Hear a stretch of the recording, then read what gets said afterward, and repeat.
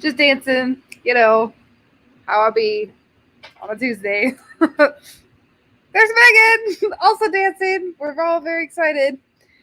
So I don't know if you've noticed, but I am not D Moore.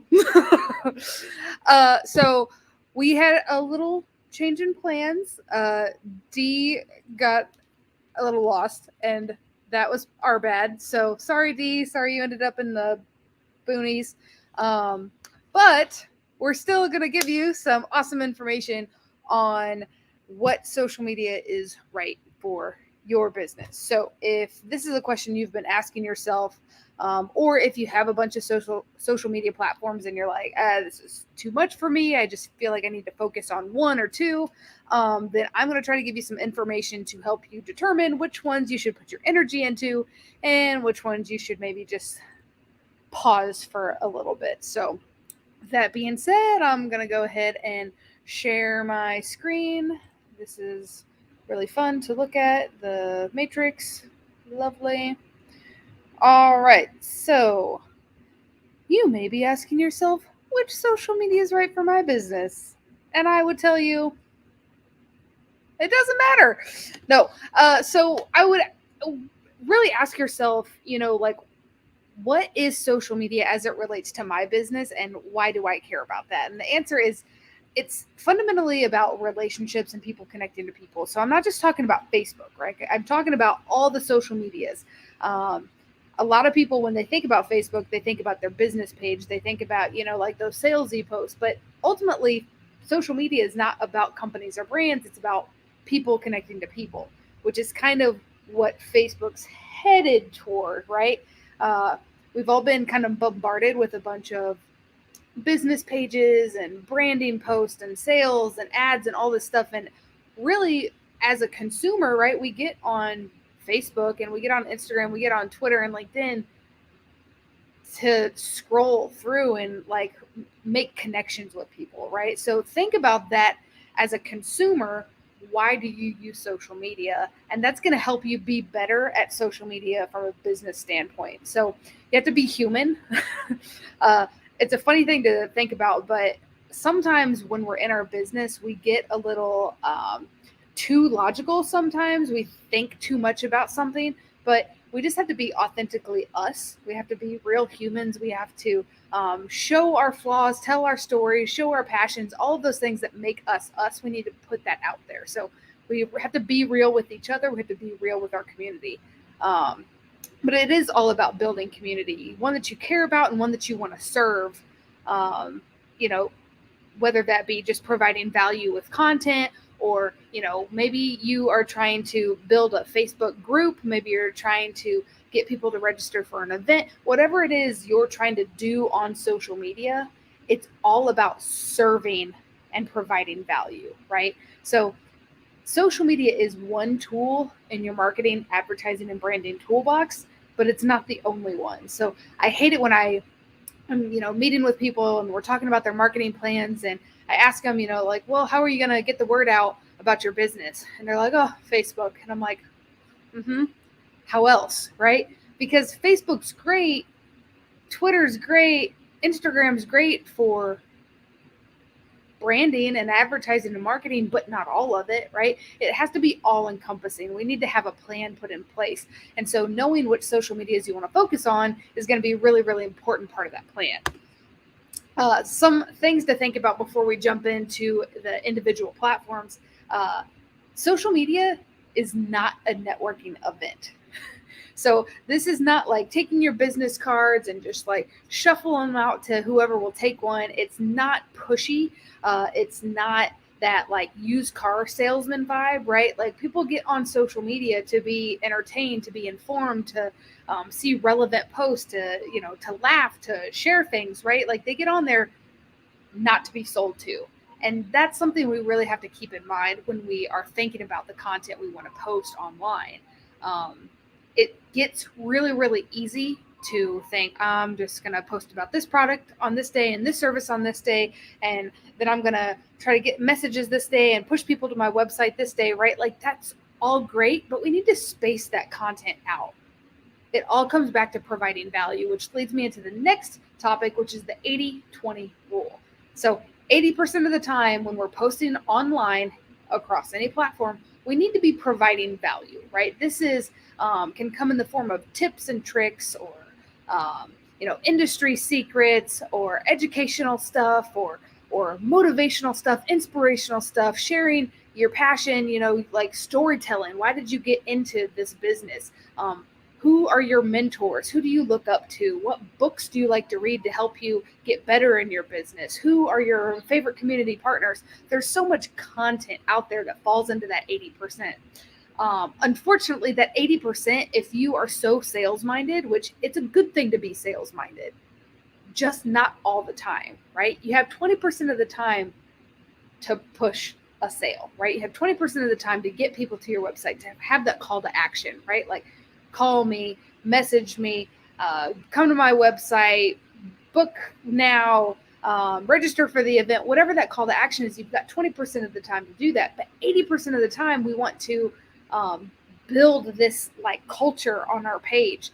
And sometimes it's easy to think like, I have no idea what to post. It happens all the time. People are like, I don't know what to post. You tell me that 80% of the time I need to be building community, but I don't know what that is. So if that's you, if you are that person that's like, I do not know what to post, I want you to comment down below and I will reach out to you, and I'm going to give you 100 ideas for social media to put out of your business page. So make sure to drop a comment in there, say, I want 100 social media ideas, and I'll make sure that you get that. And another thing to keep in mind is, as we go through these platforms, this is like the number one rule. You do not have to do it all. We're going to go over lots of platforms, and they all have really awesome benefits and a lot of drawbacks as well. So just know that your business is your business, right? Like, you get to decide how you want to market it, how you want to advertise it, how you want to brand yourself. So you don't have to do it all. You don't have to have a Facebook and a Twitter and an Instagram and a LinkedIn and a TikTok and a Snapchat. You don't have to have all of those.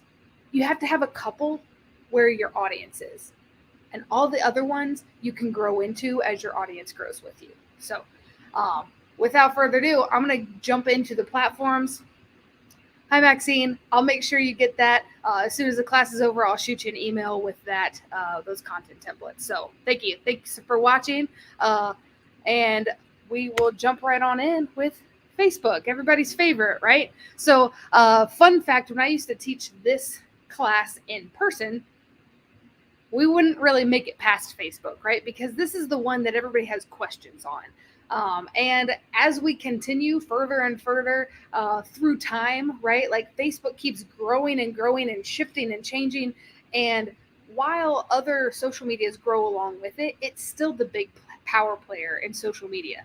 Monthly active users, we're looking at 2.2 billion monthly active users. That means 2.23 billion people log on to Facebook at least once a month. Now, if you're like me, I log on to Facebook multiple times a day because I need to check in to see what's going on. And is it an addictive habit? Probably. Are your customers probably also addicted to Facebook? Yeah, which means we need to be constantly posting. And we'll kind of get into that here in a second. But demographics on Facebook, we are leaning a little more female. That's 60% female, but the age range is about 25 to 54. Of course, this is trending upwards, guys. So while this is where the majority of the demographic of Facebook is, it's only going to continue to get older, that majority, right? Because if you ask anyone like 20 or younger if they're on Facebook, their answer is either, hell no, that's for old people, or yeah, but it's only because my mom made me, right? Like it's going to be one of those two answers. So think about your demographic, and does your demographic fall into that 25 to 54 age group? Probably. It's a pretty significant amount of people. Or is it even older than that? Facebook's still going to be good for them. Format. Facebook's kind of a catch-all, you guys. So the format of the content you're going to put out on Facebook comes in the form of text, images, videos, live videos. There's so much content that Facebook can take in. the text is great. We love a good status update. But the problem with that is if there's nothing visual attached to it, nobody's really going to see it because the Facebook algorithm is the biggest monster out there, right? And we have to play by this giant monster's rules. So think about next time you're on Facebook and you're scrolling, just keep scrolling until you find a status update or a post that's just text. You're probably going to have to go for a while because most people now have caught on to the fact that you have to have something visual with your post, and that comes in the form of a video or an image, right? So if you are trying to get more engagement on your Facebook post, stop just posting text and also incorporate an image or a video into that content. Another question I get all the time is, well, how often do I need to post on Facebook? And this is my little, key, I guess, for when people are just starting off. So it's the 3-1-2 rule. So seasonally, right, we can get away with posting 3 times a week, right? 3 times a week is going to be consistent enough that you're working with the algorithm and people aren't going to forget about you. So hit like a Monday, Wednesday, Friday schedule, a Tuesday, Thursday, weekend day. That's going to keep that algorithm showing your content to more people. Now, if you go to the middle of the road, we're talking once a day. That's a lot. A lot of people are like, okay, well, when you say once a day, you realize that that's 7 posts a week. Yes, I do. It's a lot, but if you think about the 80-20 rule, as long as you're engaging, you can share people's content, you can share motivational stuff, you can share videos, you can share what coffee you had that morning, as long as you're sharing content and providing value in some way. Now, I don't want you to just post to be posting, right? Like you need to have a reason to post, and whatever that call to action is, or however you're tying that back into your business, right? So I was given this example earlier today. Just because you're a mortgage broker doesn't mean you constantly need to be talking about mortgages, right? You could also be talking about how to build credit or home renovations that, put more value into the home. Or if you're a gardener, right? Like what are the best plants to put in the front yard for curb appeal? Like there's a million different things that you can talk about that's educational and still like a little salesy because it has to do with your industry, but it's all relevant, right? So we need to make sure that everything we post is relevant, even if we're posting once a day, which is a lot. Now, back to what I said about it being a seasonal thing, we can go up to posting twice a day. Twice a day is a lot. It is sometimes a little too much for people to handle. But if you are in the midst of an event, or if you have a lot to say one day, or if you're really trying to push something out, post twice a day, post 3 times a day. As long as you're getting the engagement, you're going to be okay posting as often as you want, right? So if you are posting twice a day and you're getting like less than 5 likes on any of those posts, maybe start cutting back a little bit. We want to make sure that we're spreading our content out enough. But if you're posting twice a day and you're getting a ton of engagement and lots of comments and lots of shares and lots of likes, lots of all that stuff, you're probably okay. If you want to continue to post more than that, go for it. But I'm guessing for the people watching right now, which is all of 3 people, probably closer to 2, you guys are probably like, there's no way I'm posting twice a day to Facebook. So we'll cross that bridge when we get to it. Some pros of Facebook.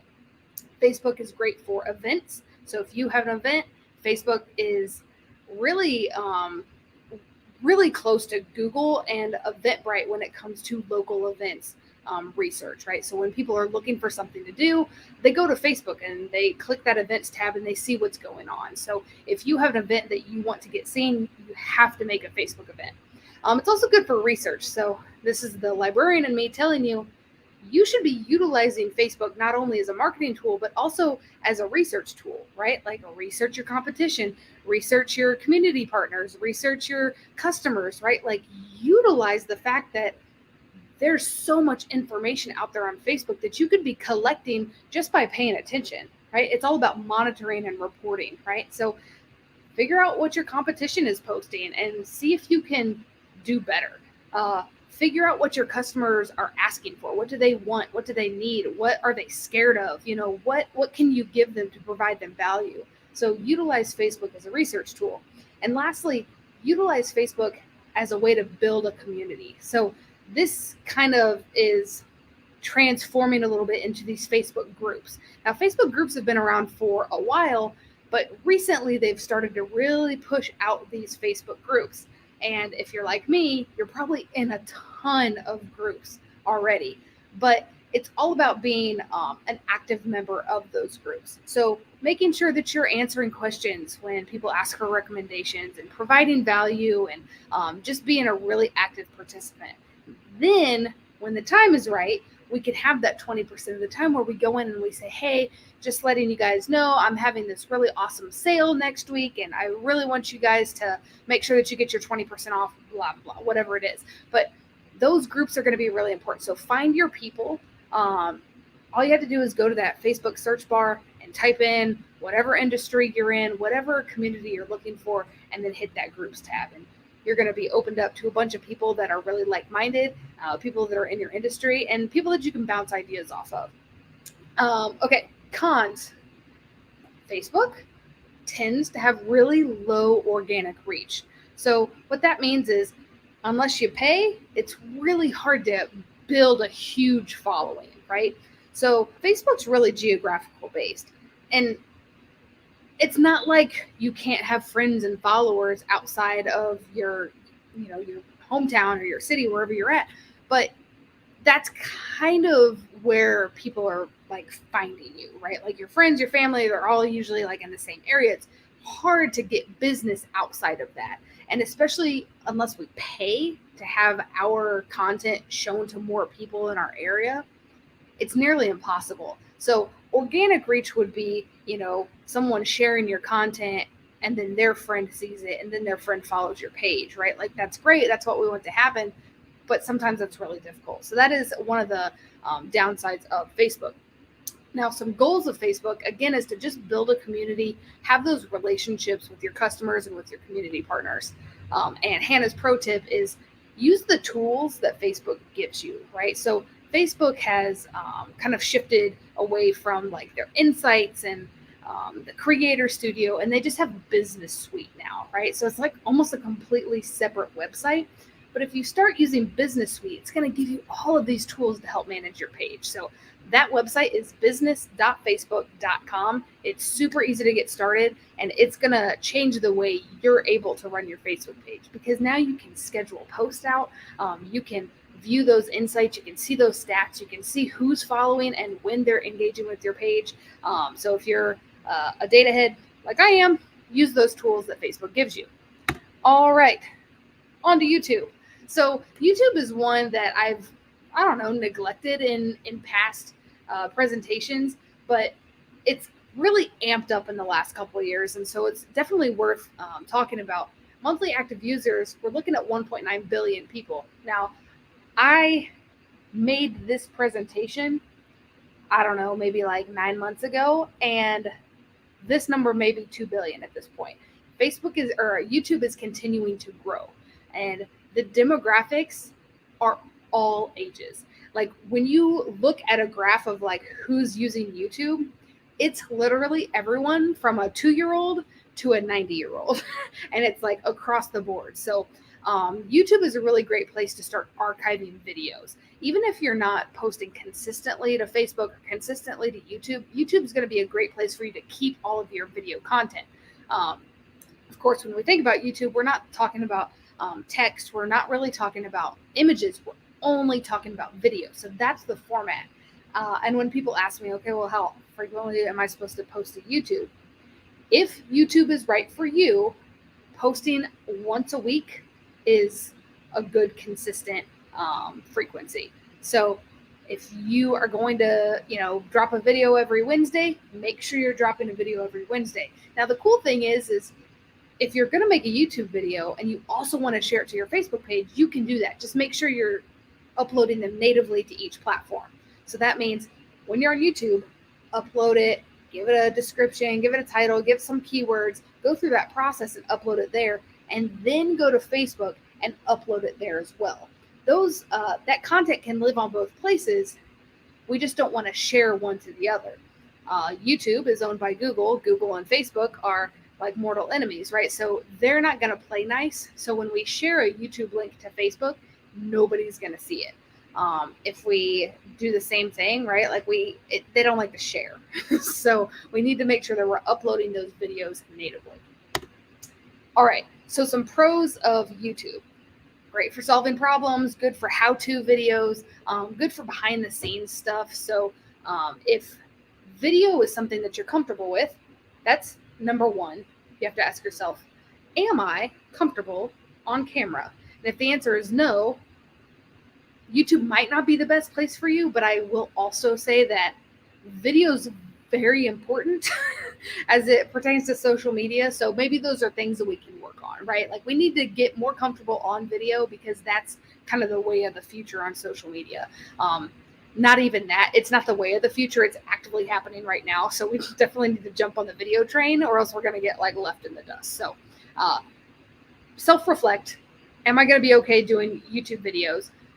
Because even if you force yourself to start doing videos, you're going to get better at it, right? So figure out what kind of content is going to work there. Is it, storytelling? Is it behind the scenes stuff? Is it like showing a process of your industry? Is it giving tips and tricks and giving that information? Again, it all goes back to providing value. Why would somebody watch your YouTube video? Why would somebody watch your Facebook video?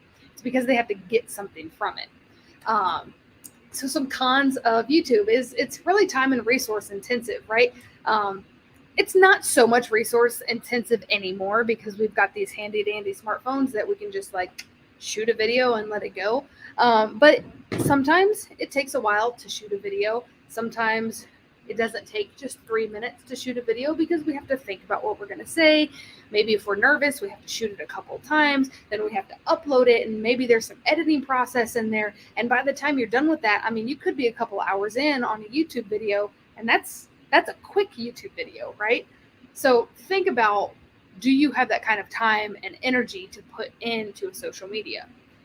And then also think, well, if I only have to do it once a week, maybe I can. So some goals of YouTube is brand awareness. We want people, when they Google your industry or, like best library system in Kansas City, we definitely want Mid-Continent to show up, right? And so we want them to show up on Google because Google owns YouTube. Your YouTube videos are going to show up as well. So really explaining who you are in those videos is going to help you with your brand awareness. So Hannah's pro tip with YouTube is be consistent. If you say you're going to do one video a week, do one video a week. And also have some like video etiquette. So this is like decent lighting, decent audio, like don't have a shaky camera, those types of things. Nobody really wants to like watch a like shaky camera, or if the audio is really bad, they don't have to watch it. They're just going to skip on to the next one. So think about those things. Is this a video that you would enjoy watching? All right. Instagram, the up and comer, I guess. So monthly active users, we're looking at 1 billion monthly active users. Again, this is continuing to go up. Your demographics are 18 to 34, both male and female, but this again is going to trend more female than male, but just by a couple percentages. Instagram is owned by Facebook, so let's put that all on the table. Anything you do on Instagram, you can do from Facebook. So when I talk about that business suite, if you're thinking, I don't really have time for 2 social medias, you do if your 2 social media accounts are Facebook and Instagram, because you can run them both out of business suite, right? So if you want to post something to your Facebook page, you also want to post it to your Instagram, you can do it from one platform. So put that out on the table. So format on Instagram, we're talking images, videos, and stories.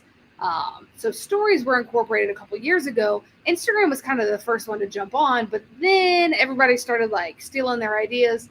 And now most social platforms have a version of a story, which is your 24-hour content, right? Content that only lasts one day. But any of these formats are going to be really great on Instagram. They also have live video. Frequency, we're looking about once a day. Again, you can kind of go back to your Facebook rule of 3 times a week, once a day, or twice a day, depending on your business and how busy you are at any given time. Some pros of Facebook: if you are a visual brand, Instagram's the place to be. So I had a one-on-one last week or the week before with someone who does these really pretty planners, right? And planners are pretty trendy right now, but they're very visual, right? They're really pretty, they're fun to look at. There's this organization aesthetic that people are just like really into. So that's a very visual brand, and she's doing very, very well on Instagram because of it. But also we use Instagram to make connections with other people. So we want to make sure that we are following certain hashtags, and we're following different, how can a writing business use Instagram? That's a great question, Maxine.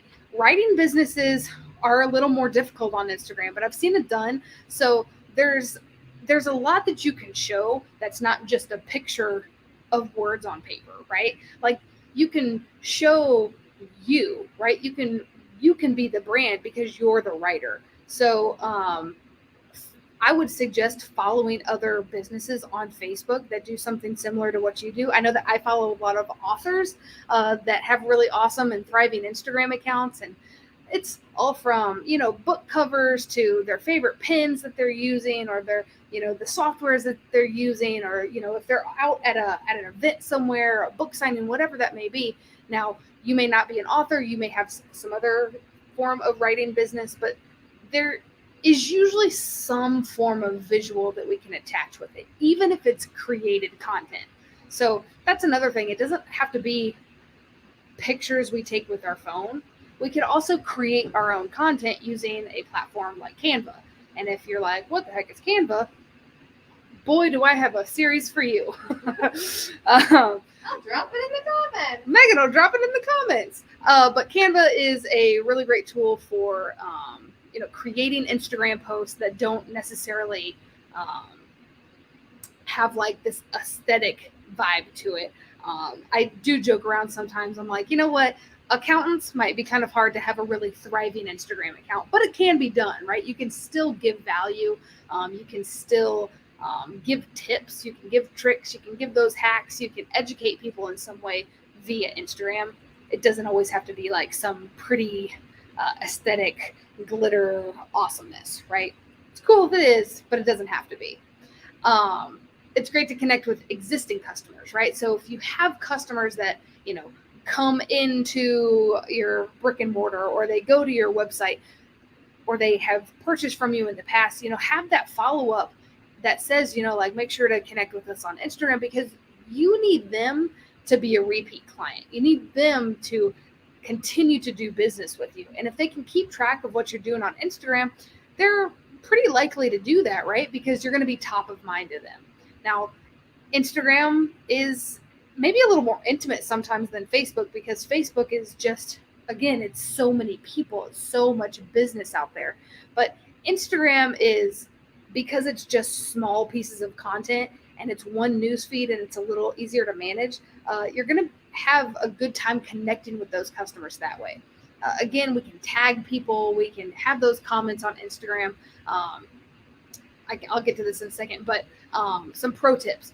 Again, utilize those stories. The stories are going to help you grow your audience on Instagram.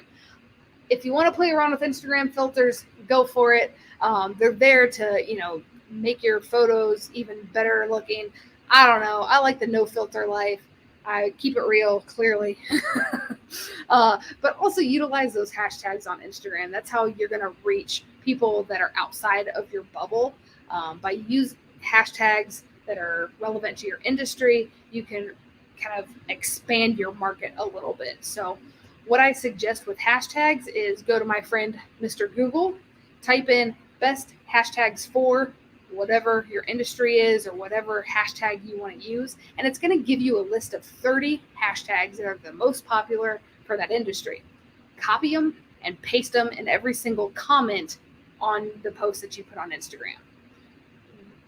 You have a limit to 30 hashtags, so If you use 31 hashtags, it's not going to work, right? You have to only use 30, but if you do that best hashtags for whatever, utilize those hashtags the best of your ability. All right. Woo. All right, LinkedIn. Nobody get too excited now. I have a live link to your Instagram profile. So Tracy. Hey, Tracy, the safety lady. Love you.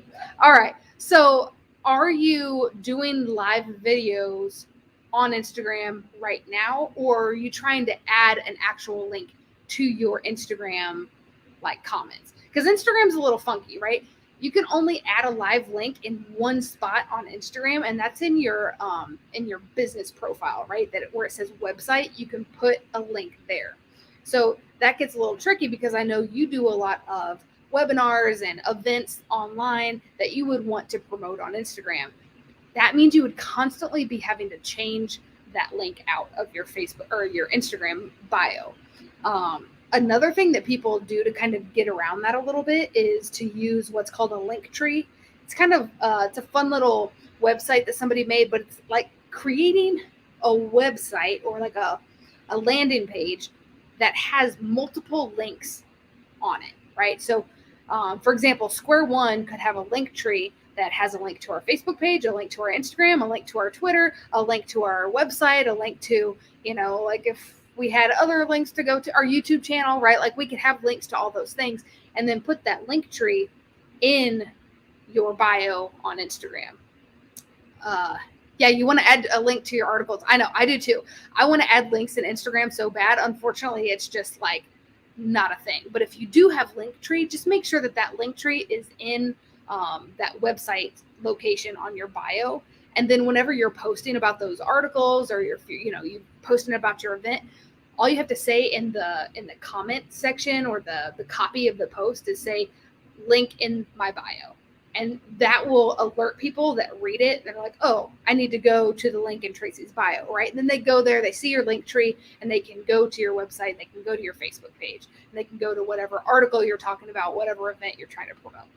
Hope that answers your question. But link trees are really, really cool. Square One doesn't have one, but we probably should now that I'm thinking about it. Can I make a post-it? Yeah, make a post-it. Okay. Woohoo! Things are happening. All right. So LinkedIn. Let me get really buttoned up for this one because this is the professional social media. Monthly active users are, guess what? Way down from all the other ones. 590 million people are monthly active users. Actually, this number is trending lower, mostly because LinkedIn is used for a lot of job seekers. And when people get a job, they don't typically get back on LinkedIn for a while. But LinkedIn's really great for B2B businesses, right? So businesses selling to other businesses. So if that's you, Tracy, the safety lady, be on LinkedIn and be sharing content on there to try to get business from these other organizations.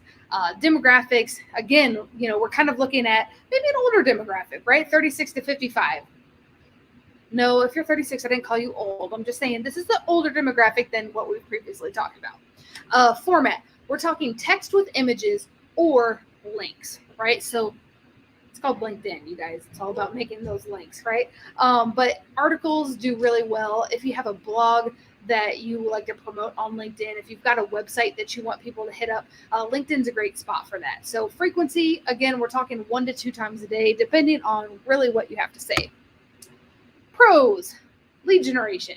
So if you are trying to establish yourself as an industry expert in whatever industry, like safety, you want to make sure that you're being consistent in your message on LinkedIn, right? This is great to reach out to other organizations to be their go-to person for whatever they need. So whether you're selling a physical product to them or you're selling a service, you're selling consulting, whatever that may be, LinkedIn's a great spot for it.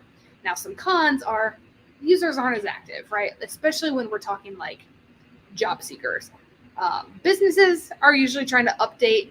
They're logged on maybe once a day, but this is not a Facebook, you guys. This is not content overload. It's people post content that matters when it matters, right? So share industry articles, really add something to it, and become an industry expert yourself. So goals, of course, is to be a thought leader in your industry. And then some pro tips is use LinkedIn immediately after networking. This is one of my favorite things to do. I was going through a tub of stuff from like 2 years ago, and I found like 30 business cards. And I was like, oops, I guess I lost all of these. But whenever I'm at a networking event, I like to collect those business cards that I get from lots of people. Then I immediately get on LinkedIn when I get to a computer and I connect with those people right away. And I say, it was great to meet you today at XYZ event. Let's touch base on whatever I need them to do for me in the future.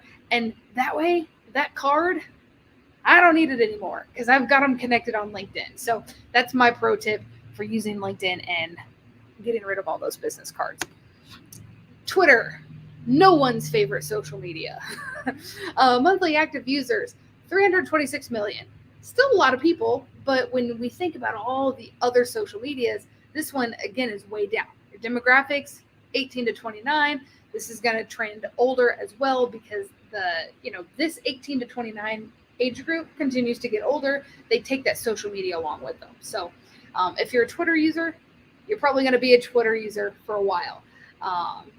Text, mostly text. They do some images on there. A lot of people like to add photos, add videos, but Twitter is a really text-based social media platform. So if Twitter's for you, check out this frequency. This is Twitter's rules. They say, to be a successful Twitterer, 10 times a day, at least. I'm like, 10 times a day. I'm sorry. I don't have 10 original thoughts a day. But we don't have to do it that often. We just have to do it as often as it makes sense for us. But Twitter's all about conversations, right? It's about connecting with other people. So responding to other people's tweets and retweeting different things and sharing that content there. So some pros, great spot to learn what's going on right now because it's live. Like everything is happening in real time. It's good for PR. So people usually take to Twitter to complain about businesses. And if you're a business, excuse me, that gets complained about, taking that PR opportunity to respond right there publicly is going to make a huge power move, and it's probably going to gain you some business back. Of course, these are really, really big corporations that are doing well with PR on Twitter, but you can use it on a smaller version for your business. Again, conversations. You're going to see this is a common theme throughout every single social media. Twitter is more of a one-on-one conversation, right? Because you're talking to one other person. But it's a great place to connect with influencers. It's a great place to respond to what's going on in the world. Some cons of Twitter, one of many. But one of the cons is the short lifespan of posts. So because Twitter is real time, if I tweet at 8 a.m., if somebody gets on Twitter that follows me at 9 a.m., they might not even see that I tweeted, right? They may not even see that post. And that's why they want you to post so frequently. That's a lot. Another con of Twitter is it's become a political climate. So if you want to dive into that, then you can absolutely dive into that. But people on Twitter are opinionated in lots of different ways. So if that is a climate for your business, go for it. If that's something you don't want to touch, power to you. Let's stick to Facebook and Instagram. A good goal on Twitter, again, is to connect with influencers, to have those conversations with people that have more followers than you. Because if you can get in a conversation with someone with more followers, then their followers are more likely to see that conversation, see that you have something to say, and they're more likely to follow your page. Hannah's pro tip. If you're going to be on Twitter, be active. Check what is trending. This is a fun way to use like the little search bar at the bottom just to see what's going on in the Twitter sphere. Let me see what's going on in Twitter right now. Usually it's weird stuff, movie releases, that type of thing. If there's football on, usually football's popping up. Cowboy Bebop. Don't know what that is, but that's a thing on Netflix, I guess. Is Coco Melon on there? Coco Melon's not on there. Angelina Jolie lent a dress to her daughter. There's just lots of stuff on there. Some of it's not going to pertain to anyone, but it always is good to just check what's trending in case something big happened that you didn't know about. And again, Twitter is a great place to use hashtags. So one of my favorite things to do on Twitter is when there is a giant thing happening that everybody's tuned into, Super Bowl, any giant sporting event, any big political event, any like giant thing that has happened, there's a hashtag for it and you can really dial into it. I'm going to really embarrass myself here, but a couple of years ago, I got very into a video game and there was a hashtag associated with that video game. And it was so fun for me to use that hashtag and just see everyone who was talking about that game. It was like fun. It was like I get to engage with these people that were just obsessed with this thing as I was. So now that you know that I have the mentality of a 12-year-old boy, we're going to continue. All right, Pinterest. I don't get a lot of questions on Pinterest. It's a very difficult social media unless you have a website with a physical product that you're trying to sell. So monthly active users, 250 million. The median age is 40, with 80% of the users being female. So if that's your demographic, great. Pinterest is for you. The format, this is the important part, is that you have to have an image that acts as a link to a landing page or a website somewhere else, right? So that's the kicker. If you're trying to just show images, it's not going to work, right? You have to show an image that is a link to a website. Now, when you create those pins, most people just have it go to their website, their blog, something like that. Pinterest is huge on blogs. If you're a blogger, if you're a writer, Maxine, if you're a writer, Pinterest might be a good spot for you.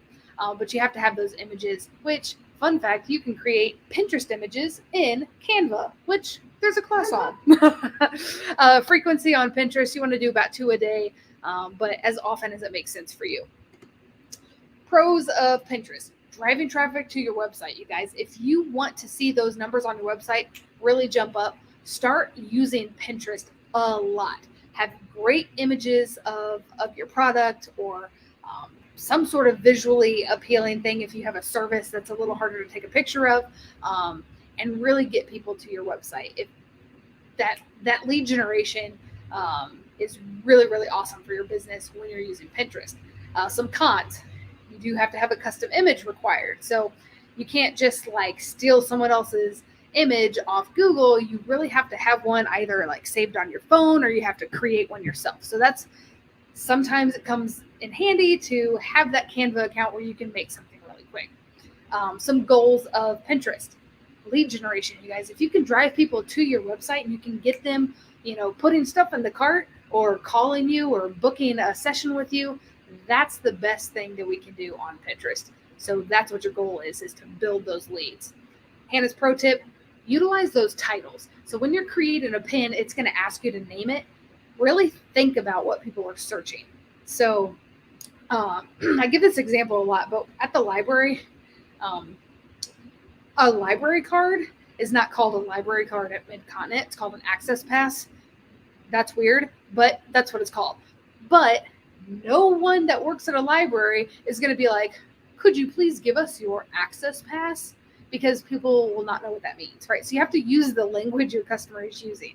So utilize your customer's language when you're using those titles. And then research a competition. So Pinterest is awesome. If you're not going to use it like as a platform to be posting out of, utilize it to research your competition. See if they're on Pinterest and see what they're posting. So Pinterest is a good research tool as well. All right, we've got 2 more. Snapchat. Won't spend a lot of time on it because I'm not convinced that it's a great place for businesses, but it might be a good place for you. Monthly active users, 100 million. This one's trending down. TikTok is kind of taking over Snapchat, but we'll get to that in a second. Demographics. 71% are under the age of 35, usually between 26 and 35. So in that age group, you're not getting a bunch of 18, 19, 20-year-olds. You're getting those older millennials. Me. So format on Snapchat, images, videos, and they utilize stories as well. Frequency, this is Snapchat's rules, not mine. 5 times a day. I don't buy it. I like a lot less than that. All right, pros of Snapchat. Great for behind the scenes content, right? Like showing that you're a real human, which is kind of what we already talked about earlier in this presentation, is that it's super, super important to come across as a real person. And so Snapchat's a great way to show a little more of you, right? You being real with them. So really any video-based platform is going to help you do that. But Snapchat is a particularly good place for it. Some cons. Again, you're dealing with a limited demographic. If you're targeting those older millennials, Snapchat might be great, but you've got to be connected with them in some way. So that can limit your reach a little bit. Goals of Snapchat is all about connecting with your customer. We want to make sure that we are having those real connections. They feel like they're part of our tribe. I don't like that word. It's appropriation, not using that. You're part of their bubble, right? You're part of their circle. So bring those customers in with those behind the scenes content videos. Hannah's pro tip, show the real you. We want to make sure that we're not putting on a facade. If I was putting on a facade right now, y'all would know. But here I am being real with you. So anytime you're on video, just make sure that you kind of shake out all of the jitters or whatever that is that makes you like not yourself, and just be real with people. So not just on Snapchat, but across the board. All right. The thing on everyone's mind, what about TikTok? What about TikTok? Well, I'll start off by saying we have a class coming up on TikTok in January. So mark your calendars as soon as we get that date, and it goes through like 6 other steps. It'll be on Facebook, and it'll be available for you guys to take. Don't worry, I'm not teaching it. All right. Monthly active users on TikTok. There's 800 million monthly active users. This one's continuing to grow as well. Demographics, 48% of TikTok users are between 18 and 29. Now, this isn't to say that that number is going to continue to fluctuate, because TikTok is the fastest growing social media right now. It may surpass Facebook, which is kind of like, everybody hold up. That's crazy talk. But TikTok is kind of where it's at right now, you guys, and it's all video. So when we're talking format, we're talking anywhere between a 15 second, 30 second, 2-minute video. You're limited to these short periods of time, right? Because you need to get your point across quickly. So frequency, anywhere between 1 to 3 times a day, is going to help you with your reach. All right, pros of TikTok. Hey, it's good entertainment, you guys. I love to get on TikTok and watch some funny cat videos, some funny dog videos, some funny kid videos, all that awesome stuff.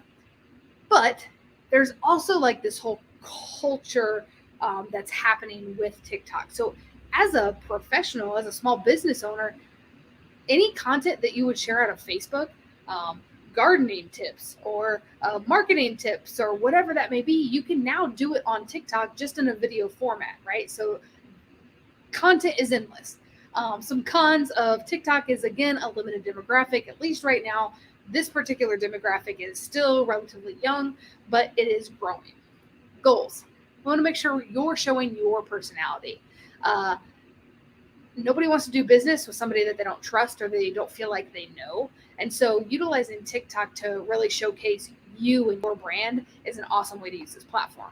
And Hannah's pro tip is to just have fun with it. Have fun with it in the beginning. Keep learning. This is not something that's going to come naturally to a lot of us, especially the people watching this, because it didn't come naturally to me. So I don't expect it to come naturally to anybody. Who it's coming naturally for is like a 16-year-old that has used TikTok from the get-go. But every social media is going to have its own benefits, its own drawbacks, and TikTok is just another one of these social media platforms. But as long as we continue to keep learning, it's okay to make mistakes. We want you guys to make mistakes because mistakes are how we learn. All right, so real quick, recipe for great content. It has to be entertaining or useful or relevant. Better case, if it's all three, that's your golden triangle of amazing content. That's the kind of stuff that's going to go viral. That's the stuff that's going to get a lot of engagement. So ask yourself, when you're getting ready to post anything across any social media platform, is this entertaining? Is this useful? Is this relevant? If it's none of those three things, hit the delete button because it doesn't need to be on your page. my favorite definition as it pertains to social media. The definition of insanity is doing the same thing over and over again and expecting a different result. So, as it pertains to social media, if we continue to only post once a month because we're scared and we don't know what to post, if we continue to post the same boring content over and over again, if we continue to never incorporate video because we're too scared to be on camera, our business is not only not going to get any better, but it's going to fall by the wayside, right? You're not going to keep up with the technology. It might be hard, but we can do hard things, right? So try new things, jump out of that comfort zone for just a little bit. It's going to be okay. If you need help, I want to do it with you. I want to have a one-on-one with you. I want to get you in those Canva classes. I want to give you all the information that you need to be successful on social media. And so if you want a one-on-one with me, I would love to chat. We'll make sure that link gets dropped in the comments here in a little bit. Choose a time. Let's sit down and have a good conversation with each other. And we can talk through some of these social media platforms. Recently, I've done a lot of audits on people's social media pages. So if you want somebody to tell you the truth, I'd love to take a look at your Facebook page, your Instagram, your Twitter, your LinkedIn, whatever, and tell you what's working, what's not, and maybe what you can do better. So reach out to me that way. And again, if you guys have any questions for me, I would love to hear them. And if you have any other questions, feel free to reach out to us at square1@mymcpl.org, or there's probably 500 different links in the comments. Thank you, Megan, that you can reach out to us that way. But again, we have this lovely survey that is very, very important for us, not only because the stats person here at the library really gets on us if we don't have people fill that out, but also we are funded by a grant from the Kauffman Foundation, and they are very interested in the numbers that we get from those surveys. So do me a favor, fill out that survey. It's really quick. And hope to see you again at one of our upcoming classes. We've got a lot of cool stuff going on at Square One, so make sure to check us out on Square One on Facebook. Check out that events tab and see all of our upcoming stuff. But without further ado, I'm going to get out of here. Megan's going to get out of here with me. We're going to go home. We're going to have a good night, and we'll do it again tomorrow. See you guys later. You're welcome, Joe. Thanks, Joe.